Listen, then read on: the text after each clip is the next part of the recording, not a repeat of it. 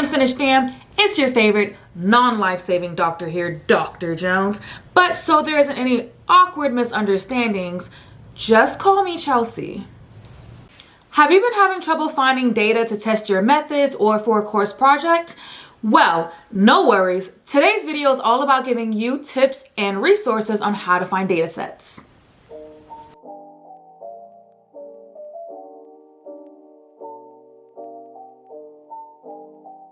Take a quick moment to subscribe to my channel and follow me on my social media pages. Now, let's get to it. First off, there are many reasons why you may need a data set. Some of the methods that I suggest may not be efficient for you. I'm going to be talking about the methods that I've used and then leave the rest up to you. The first research article that I wrote in grad school was a practitioner's guide. It essentially was a guide detailing how to use the novel methods in quality control. I wanted to showcase these methods using well-known data sets that were easily accessible for others to recreate the results. So I used data that I found in the articles that I referenced. Published articles typically have the corresponding author's contact information, and you can easily email them and ask them for the data. Now, sometimes this can be inconvenient because the author may not message back quickly or at all. And even if they do message back, the data may not be available for public use. You can go on to Google Scholar and type in an article or topic. I'm going to shamelessly plug myself here. Once you find an article, you can click related articles, which pulls up the articles that are referenced in the paper and others which might also have data you could use. Clicking on the title brings you to the article on the journal's page. From here, clicking on the corresponding author's name gives you their email contact. You can request the data and ask them questions about their work. Also, keep in mind that many people use this method and some datasets have been grossly overused. Before deciding to use data found in the literature, make sure you check how many others have also used this data. My advisor told me about this next resource, and that is Kaggle. Kaggle is an online community for data scientists. It is a daughter company of Google and, among other things, hosts a large database of data. Let's first get to Kaggle.com. To find data sets on the Kaggle homepage, you click Datasets in the top bar. This will take you to a page where you see which data sets are trending, popular, and categorized by field.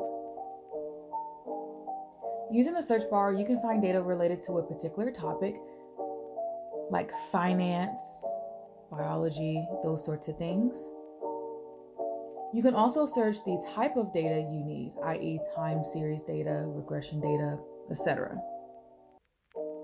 You can sort your search results based on its popularity, how new it is, and its usability.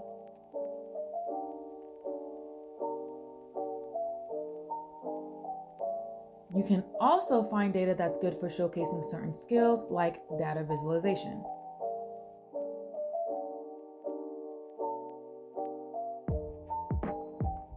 Here's one you may not have thought about.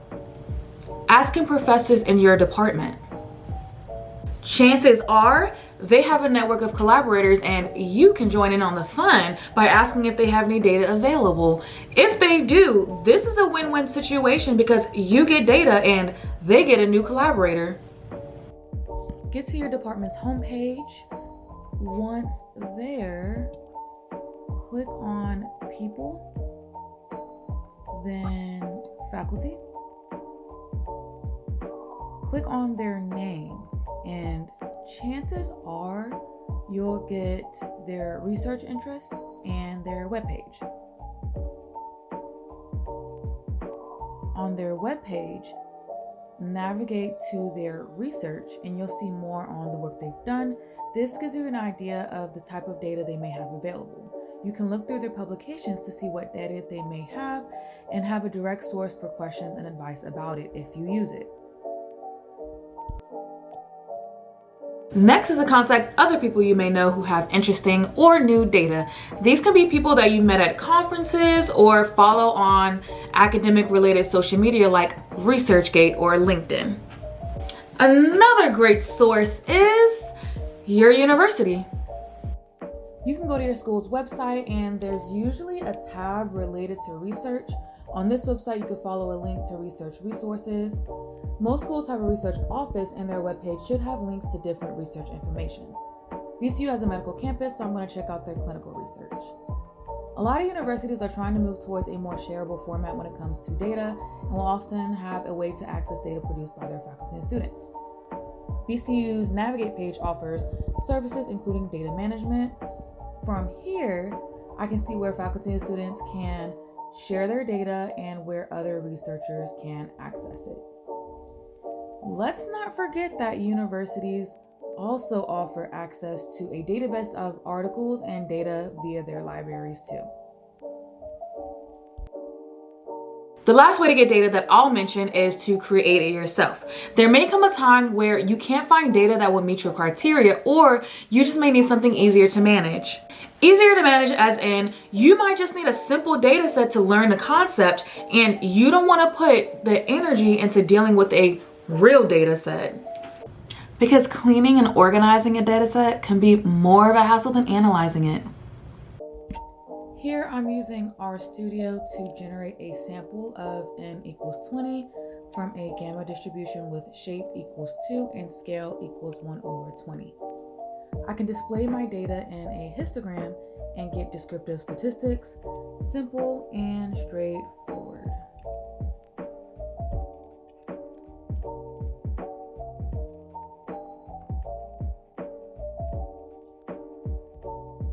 If I need more specified data, I can generate exactly what I need. In this example, I'll be using Python. Here, I need the parameters of a Poisson sample with lambda set to a specific value. And I also need to apply a log-link function to meet the criteria of the method being used. So I create a function to apply the log-link and generate my Poisson data. This isn't a stats or a coding lesson, so I'll bypass the details. You can pause this video and read what I've commented inside my code if you want to know what each line does. Here you see I'm able to get my sample.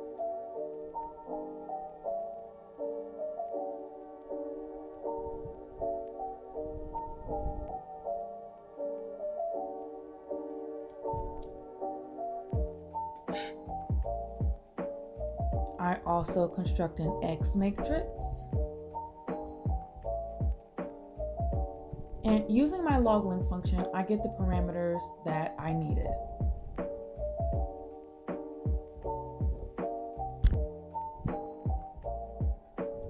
Generating your own data may be an easy way of avoiding the data finding process. However, if you plan to publish, this may not be good enough. Most high-impact journals want to see that your methods work on real data and may reject you if you can't provide that. I've used each of these data finding methods for various reasons. On my first project, I used data that I found in research articles and data that I got from a collaborator. On my second project, I had asked somebody for data that I had met while searching for my Fulbright affiliates. And on my third project, I found some interesting data on Kaggle. I usually created my own data when I was trying to learn a method that I wasn't familiar with. If you found this video helpful, give me a thumbs up and subscribe to my channel for more. Thank you so much for watching, and I'll see you in the next video very soon.